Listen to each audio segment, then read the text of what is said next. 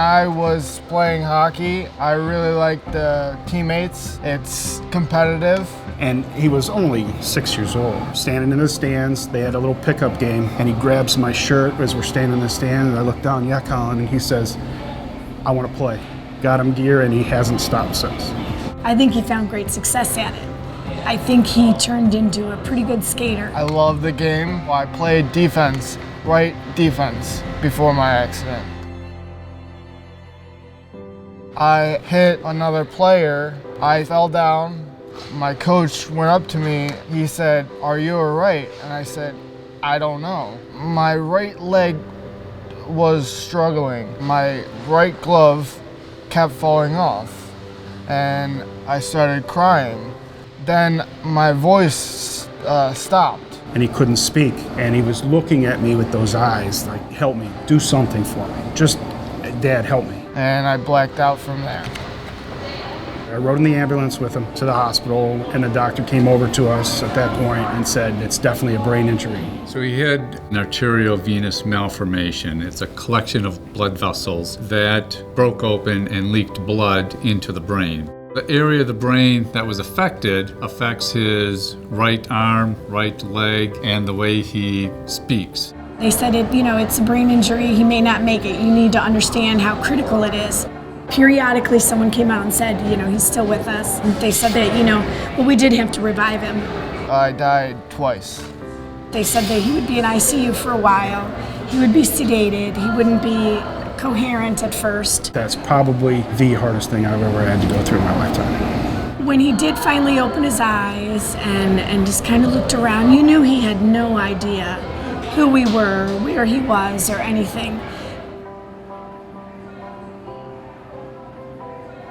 Colin had to relearn a lot of basic activities that we take for granted. He wasn't moving very well. He had a lot of weakness on his right side. Expressive speech was very limited. He knew what he would want to say, but he couldn't get any of his words out. So we started with like, "Hi, Mom," and then we were able to build off of that. We did a lot of strengthening of his right leg, working on his balance. His strength in his arm came back slowly. His strength in his leg came back a lot faster. When he had trouble, they didn't let him give up. Colin came from a sports background, so we were kind of his new coaches. They kept him going and kept him looking for the positive. I have nothing but good things to say about the Cleveland Clinic. They were helpful to get up to my goal. I think for anyone in that case, that would be extremely frustrating. But he never let that kind of hindered what he ultimately wanted to do. Ultimately, in mine was, I'm going to get back on that ice again. What pushed me is I wanted to be just like anybody else. When Colin finally left the rehab hospital, he could walk, but still had a lot of limitations. And in spite of that, he went out and kind of lived as normal a life as he could. Getting back on the ice, I was pushing off with my left leg all the time. And he didn't look pretty. He, was very wobbly, but he loved it. And I got better and better and better. You could just see his confidence building.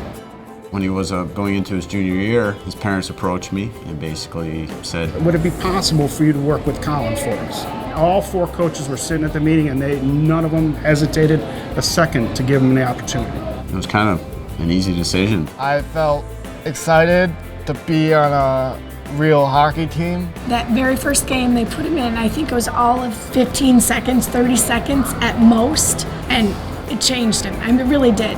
It was truly remarkable to watch him improve practice to practice. With 5 minutes left in the game, a defense player shot the puck.